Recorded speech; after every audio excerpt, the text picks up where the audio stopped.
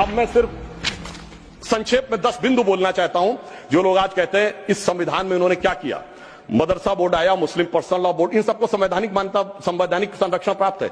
4 पत्नी रखना, ट्रिपल तलाक, हलाला, मेहरम बालिका से विवाह करना, तलाकशुदा महिला को कोई मुआवजा न देना, हज सब्सिडी, वक्फ बोर्ड। अब मैं कहना चाहता हूं, मैं विनम्रता से कहना चाहता हूं कि इन लोगों ने इस कॉन्स्टिट्यूशन को सेकुलरिज्म का शिकार करते हुए इसको पार्शियली शरिया कॉन्स्टिट्यूशन बनाने का प्रयास किया। अन्यथा कोई गैर मुस्लिम देश दिखा दे कि जिसमें कि इस प्रकार की बात हुई हो, कोई सेकुलर देश, 200 देश हैं, बड़े विद्वान लोग बैठे हुए हैं वहां पर। मैं बताना चाहता हूं, कोई उदाहरण बताइएगा जिस स्टेट में सुप्रीम कोर्ट से ऊपर शरिया हो। अब मैं बताना चाहता हूं, बड़े विद्वान लोग उधर बैठे हुए हैं, मुझे कोई जरूरत नहीं है 200 में सिर्फ 4 सेकुलर देश बताइएगा, मैं अपना बयान वापस ले लूंगा जहां शरिया सर्वोच्च न्यायालय से ऊपर हो। और मैं ये भी बताना चाहता हूं, इतना ही नहीं था सर, संविधान का अपमान आप लोगों ने किया।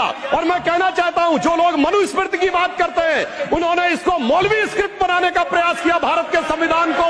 यह अपने आप में शर्मनाक बात है।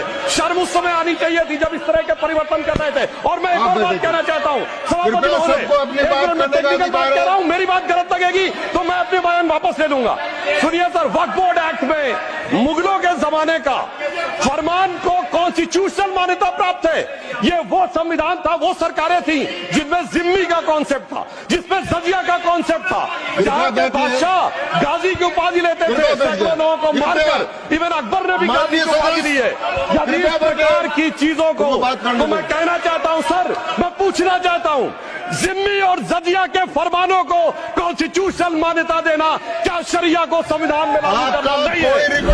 मैं पूछना चाहता हूं, ये बताइए, आपको अब्दुल रहीम खान खाना, रस खान, मलिक मोहम्मद जायसी, अशफाकुल्ला खान, वीर अब्दुल हमीद, डॉक्टर एपीजे अब्दुल कलाम क्यों नजर नहीं आते? आज हमारे गवर्नर आरिफ मोहम्मद खान साहब हैं। मैं चैलेंज करके कहता हूं कि पॉलिटिकल क्लास में कोई उनसे बड़ा आलिम फाजिल मुस्लिम हो जो बात करके दिखा दे, मगर ये उसे नहीं मानते। हमने डॉक्टर कलाम को राष्ट्रपति बनाया, आलम इस्लाम में बैतुल हिकमत के बाद से पिछले 700-800 सालों में उनसे बड़ा साइंसदान नहीं पैदा हुआ, पर उसको नहीं मानते। ये किसको मानते हैं? जाकिर नायक, इशरत जहां, याकूब मेनन, बुरहान वानी। इसकी वजह से सारी प्रॉब्लम है। यहां सोच कट्टरपंथी जहनियत की है।